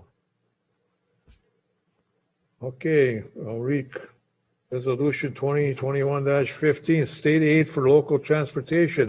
Resolution approving county project within the municipal corporate limits of Gilbert. Resolution number 2021-15. Whereas plans for a project number SAP stands for some things. State Aid Project 069-697-008 CP County project, I'm sure, right? County project 0097-565146, showing proposed alignment and cross sections for the construction, reconstruction, or improvement of a county state aid highway number 97 within the limits, city limits of the city of Gilbert as a county project designed to state aid standards have been prepared and presented to the city of Gilbert. Now therefore to be resolved that said plans be in all things approved. Moved by Councilor Heisman, seconded by Councilor Pulis, that the foregoing resolution be adopted. Aye, voting aye, Councilor Skinsich, Heitzman, Councilor Leone, Councilor Pulis, and Mayor Oberstar, voting no, none. Dated this 22nd day of June, 2021. And that would be it.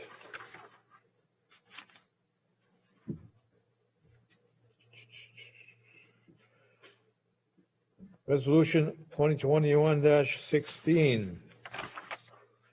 Resolution authorizing PFA bond purchase and projected loan agreement with Water Infrastructure Funding Grant.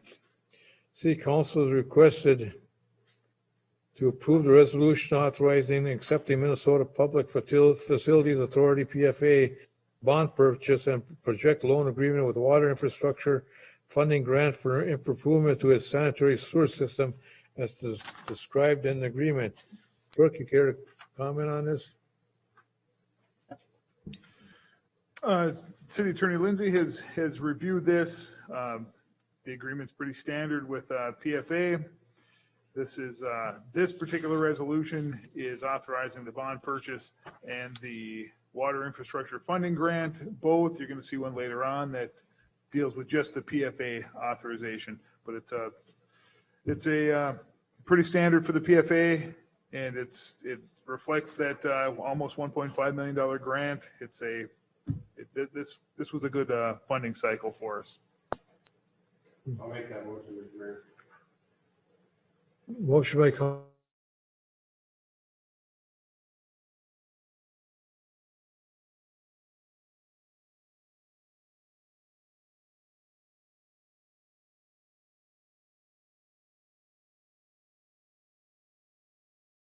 loan agreement with Water Infrastructure Funding Grant.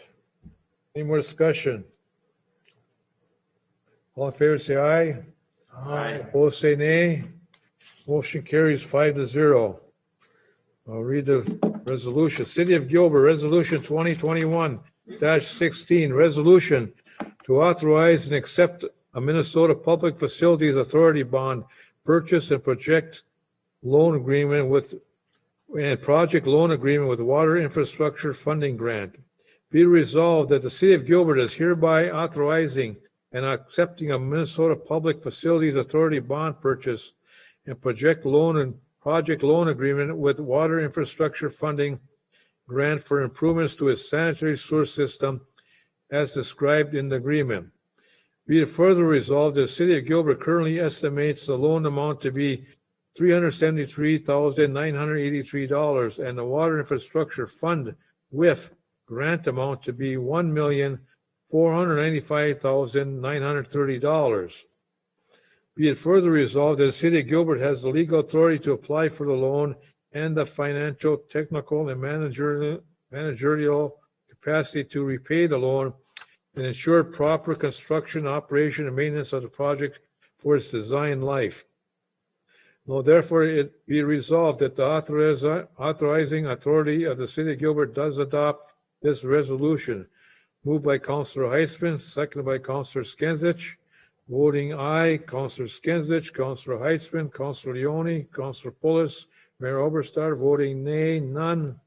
Adopted by the City of Gilbert Council, June 22nd, 2021. Signed, Mayor Oberstar and City Attorney, Administrative Clerk James Paulson. Thank you.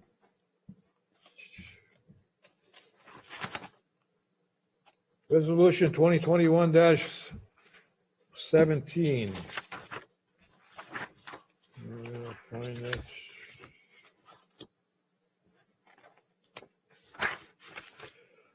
Resolution authorizing the city of Gilbert to apply and to accept funds from the Great American Outdoors Act grant program. This will be used for the trail that joins Sure Forest Campground and the beach and the boat landing. And most of the funds will be for that stairway going down to the beach area from the parking lot. Low battery. I'm on low battery. Mm-hmm. Okay, we're back. We'll be done almost shortly.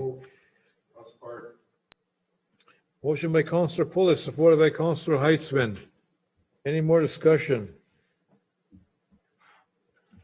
All in favor, say aye.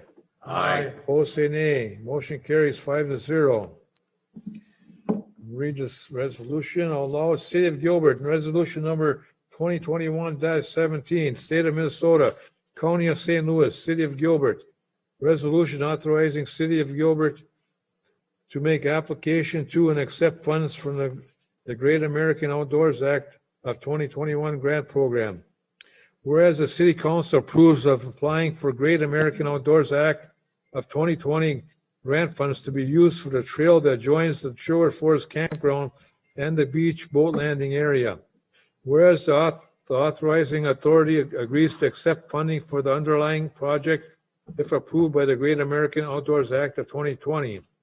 Now be it resolved that the authorizing authority of the City of Gilbert does adopt this resolution.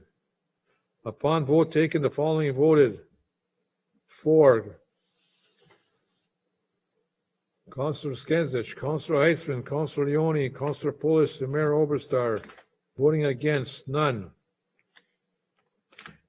Wherein upon the resolution 2021-17 was declared and duly passed and adopted this 22nd day of June 2021. All right. We'll go into our additions to our agenda.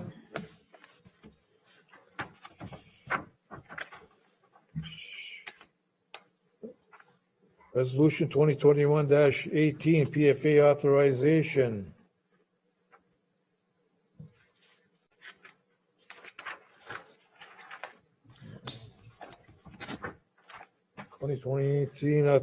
Resolution authorizing issuance and sale of general obligation revenue note series 2021.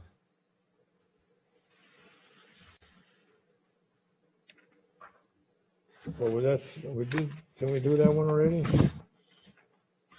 That was the one we just did, Mayor, was the resolution that included authorizing the purchase and of the loan and the WIF grant. This is authorizing the issuance and sale of the general obligation revenue note.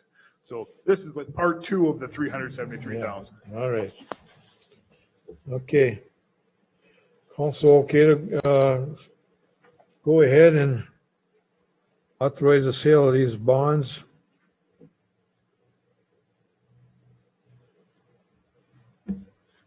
I'll move. Moved by Councilor Skenzich, supported by support Councilor Leone. Any more discussion? All in favor, say aye. Aye. Aye, opposed, say nay. Motion carries.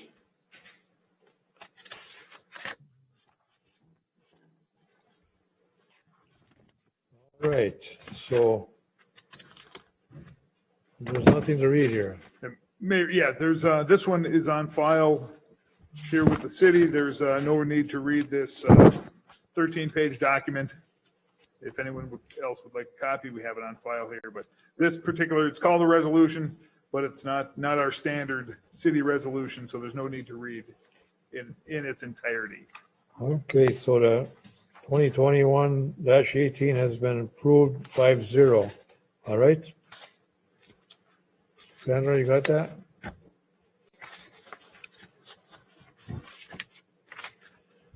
Okay. 2021-19, City of Gilbert has received the following donation from Bronson Excavating for $4,600. We need to accept this. I'll move. I'll support. Motion by Counselor Pulis, supported by Counselor Heitzman to accept the donation from Gilbert Excavating in the amount of $4,600. Any more discussion? Just a thank you to Bronson Excavating for their continued support of the city of Gilbert. Unbelievable. Ditto, I agree with you. Very good point. Thank you, Carl Bronson, for all your help to City of Gilbert.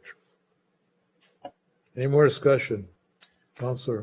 Clerk. Mayor, just to make sure the council and mayor are aware, Go Bronson, yes, very generous donation. This will go $1,800 approximately will go towards the purchase of the new PD City Hall printer that we approved a couple of months ago. And the balance of $2,800 will go towards the ADA doors here in City Hall. Okay, what was it? Counselor Pulis support, motion, right? Counselor Heitzman seconded. All right. All in favor, say aye. Aye. Opposed, say nay. Motion carries. Now I need to read the resolution. City of Gilbert, resolution number 2021-19, resolution accepting donations. Whereas the city of Gilbert is generally authorized to accept donations of real and personal property pursuant to Minnesota statute section 465.003 for the benefit of its citizens. And whereas the following person and entity have offered to contribute the cash amounts set forth below to the city. Donor's name is Bronson Excavating in an amount of $4,600. Whereas the city council finds it that it is appropriate to accept the donations offered. Now therefore be resolved by the City Council of Gilbert, Minnesota as follows. The donation described above is accepted by the City of Gilbert. And number 2, the city clerk is hereby directed to issue a receipt to the donor acknowledging the city's receipt of the donor's contribution, adopted by the City Council of the City of Gilbert on June 22nd, 2021. Thank you, Go Bronson Excavating for $4,600.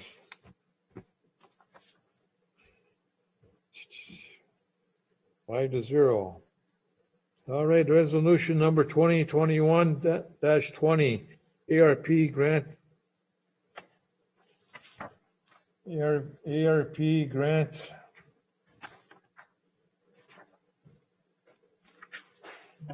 Application. I'll move.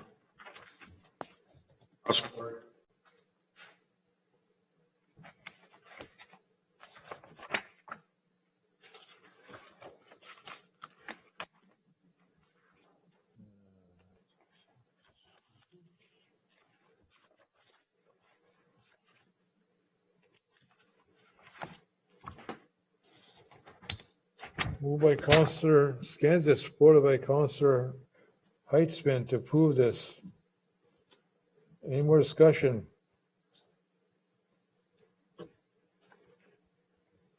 This grant application is to the Coronavirus Physical Recovery Fund established under the American Rescue Plan Act, AARP. And Jim, can you tell us what Gilbert stands to gain? Summarize it somehow. Yes, Mayor. This is President Biden's American Rescue Plan Act that there was a lot of talk about, and we needed a resolution to apply for those federal funds. These are the ones that can be spent over the next 3 years or so, I think till December 2024, to help reduce replace some lost revenue from COVID. There's some other items that these funds can be used for to support the state, the local government in our efforts against COVID-19. The dollar amount, we don't have an exact dollar amount yet. We were on a conference call with the state last week, and the formula's tweaked a little bit, but we believe it'll be in the neighborhood of $220,000. It's a per head formula that they're using, but they don't have it quite nailed down yet. So It's going to be in the, just north of $200,000 for the city of Gilbert. Very good, thank you. All right, ready to vote? All in favor, say aye. Aye. Opposed, say nay. Motion carries 5-0. Resolution, City of Gilbert, Resolution 2021-20, a resolution to accept the coronavirus local physical recovery fund established under the American Rescue Plan Act. Whereas since the first case of coronavirus disease 2019, COVID-19 was discovered in the United States in January 2020, the disease has infected over 32 million and killed over 575,000 Americans. A pandemic. The disease has impacted every part of life as social distancing became a necessity. Businesses closed, schools transitioned to remote education. Travel was sharply reduced and millions of Americans lost their jobs. Whereas as a result of the pandemic, cities have been called on to respond to the needs of their communities through the prevention, treatment, and vaccination of COVID-19. Whereas city revenues, businesses, and nonprofits in the city have faced economic impacts due to the pandemic. Whereas the Congress adopted the American Rescue Plan in March 2020, ARPA, which included $65 billion in recovery funds for cities across the country. Whereas ARPA funds are intended to provide support to state, local, and tribal governments in responding to the impact of COVID-19 and in their efforts to contain COVID-19 in their communities, residents, and businesses. Whereas the United States Department of Treasury has adopted guidance regarding the use of ARPA funds. Whereas the city, in response to the pandemic, has had expenditures and anticipates future expenditures consistent with the Department of Treasury's ARPA guidance, whereas the state of Minnesota will distribute ARPA funds to the city because the population is less than 50,000. Now therefore it be resolved by the City Council of the City of Gilbert, Minnesota as follows. 1. The city intends to collect its share of ARPA funds from the state of Minnesota to use in a manner consistent with the Department of Treasury's guidance. 2. City administration is hereby authorized to take any actions necessary to receive the city's share of ARPA funds from the state of Minnesota for expenses incurred because of the pandemic. And 3, city administration is hereby authorized to make recommendations to the city council for the future expenditures that may be reimbursed with ARPA funds. Moved by Councillor Skinsich, supported by Councillor Heitzman. Voting aye, Councillor Skinsich, Councillor Heitzman, Councillor Leone, Councillor Pulis, and Mayor Oberstar. Voting nay, none. Adopted by the City Council of Gilbert, Minnesota, this 22nd day of June 2021. A test signed by the mayor and attested by the City Executive Minister Clerk Jim Paulson. All right. Any miscellaneous stuff? No miscellaneous? Last item on our additions to the agenda is move into a closed session to discuss potential sales of city parcels. City sale of parcels. I'll number them for you and then we'll go to closed session and we'll come back depending on what happens in closed session and approve or not approve. A potential sale of parcel 060-0100-00020. Potential city sale of parcel 060-0100-00010. Also potential city sale of parcel 060-0010-01620 and potential city sale of parcel 060-0010-00170. Now I'm going to ask somebody to make a motion to I'll make a motion to go into closed session. I'll second. Moved by Counselor Heisman, supported by Counselor Pulish, that city will now go into closed section at 8:15. All in favor, say aye. Aye. Opposed, say nay. Motion carries. Closed session. All right, Here we have a couple go on here, so we can go across to the conference room. okay. We will, Wish, I will give you a call. council will be going into closed session room and be back.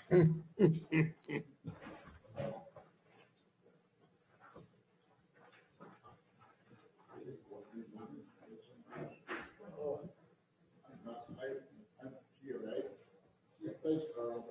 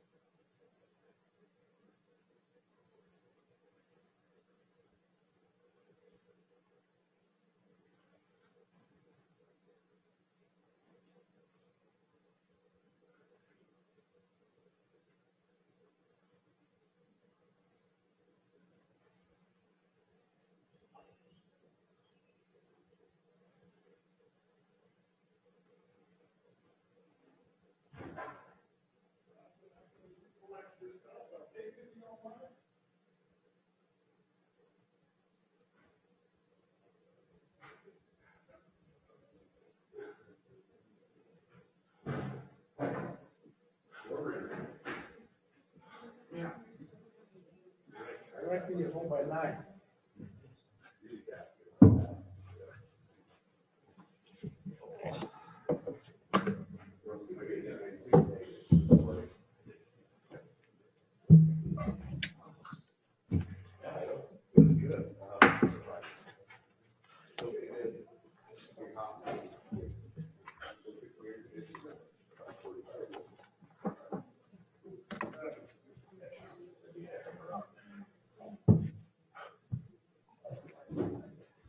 Okay, somebody want to make a motion to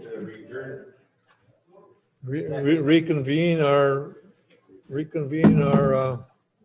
regular meeting? Moved by Councillor Heitzman, supported by Councillor Pulis, to reconvene our regular meeting, come out of closed session at 8:43. All in favor, say aye. Aye. Opposed, say nay. Motion carries. Okay, you there? All right, Upesh, are you back on? I am, yes. Thank you. good. Council, we got parcel sales of 4 lots in Gilbert. I'll take the first one, potential sale of parcel number 060-0010-101620 and sale of parcel 060-0010-00170 to Farmers Bureau Financial Services. Mr. Paul Chapman, is that who's going to be the purchaser or Farmers Bureau? Which one? Paul Chapman. Paul Chapman. For $500. And we will vacate that strip in there, City of Gate. That'll be another time we will do that. We'll have to do the vacation process, Yeah. but Contingent on the city doing the vacation process and squaring up that lot. yes, and Mr. Chapman is aware that that process does have to be done. Yeah. I'll support. Moved by Councillor Pulis, supported by Councillor Heitzman to do this sale to Mr. Paul Chapman with the contingency of vacating the strip of land in there and squaring off the description of the piece of property properly, right? Right. At a later date and with the development plan agreement, right? That has been adopted. 48 months. 48 months building plan, correct? Your motion, right? Any more discussion? Well, have roll call on these. Councillor Skinsich, how do you vote? Aye. Councillor Heitzman, Aye. Councillor Leone, Aye. Councillor Pulis, Aye. Mayor Overser, aye. Motion carries 5-0. Next, City of Gilbert, sale of parcel 060-010-00020 and 060-0100-00010 to Overland Group for the old Gilbert Gillespie area property at the end of town for a purchase price of $40,000 with proper review by the city attorney and recommendation that things are in order with the sale of the contract in this contract. I'll move. I'll support. Moved by Councillor Pulis, supported by Councillor Heitzman to approve that sale for $40,000 to Overland Group based on the review by the city attorney of the contract. How many lots are there? Two, The big lots? yeah. Like, what's the size? Half. Really, it's that whole section between Sherwood Forest Drive and Main Street and Kansas, that whole section. Where Gillespie Half of was. it is one lot, half of it is the other. We're buying the whole thing. Oh, okay. Okay, just want to make sure. All right, any more, clerk?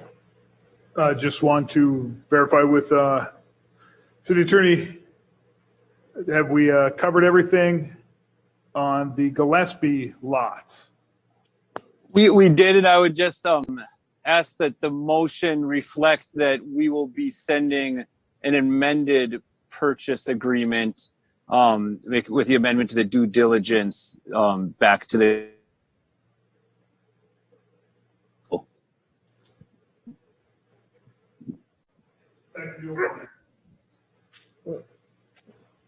You're okay with the amended purchase agreement by the city attorney, Council Heitzman?